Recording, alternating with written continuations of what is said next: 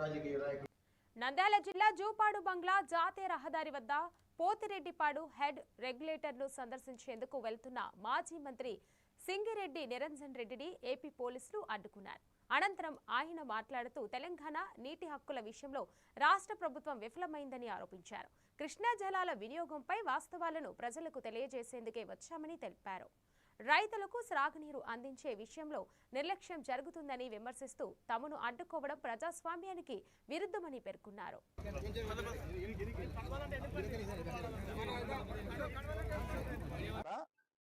802 మీటర్ల అడుగులో ఉండేటువంటి కలవకుర్తి పంపులను ఆన్ చేయడానికే ఆపసోపాలు పడింది తెలంగాణ ప్రభుత్వం.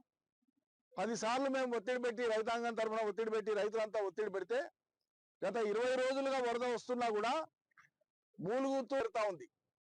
జూరాల మీద ఆధారపడినటువంటి కుడి ఎడమ కాలువలు కానీ, జూరాల మీద ఉండేటువంటి లిఫ్ట్ ఇరిగేషన్స్ భీమా, నెట్టెంపాడు, కోయిల్ సాగర్ ఈ లిఫ్టులు కానీ ఈ మొత్తానికి కలిపి కూడా జూరాల మీద వాడుకోదగినటువంటి నీళ్ల పరిమాణం కూడా అంతా కలిపితే అద్భుతంగా ఉంది. మంచినీటి అవసరాలకు శ్రీశైలం మీద కానీ, జూరాల మీద కానీ ఆధారపడినటువంటి 21 శాసనసభ నియోజకవర్గాలకు ఏడాది మొత్తం కలిపి కేవలం 9 టీఎంసీలే. ఇది 100 సార్లు చెప్పినాం. అన్ని ప్రాజెక్టులకు కలిపి, అన్ని కాలువలకు, అన్ని లిఫ్ట్లకు కలిపి నీళ్లు ఇవ్వడానికి ఇబ్బంది లేదు.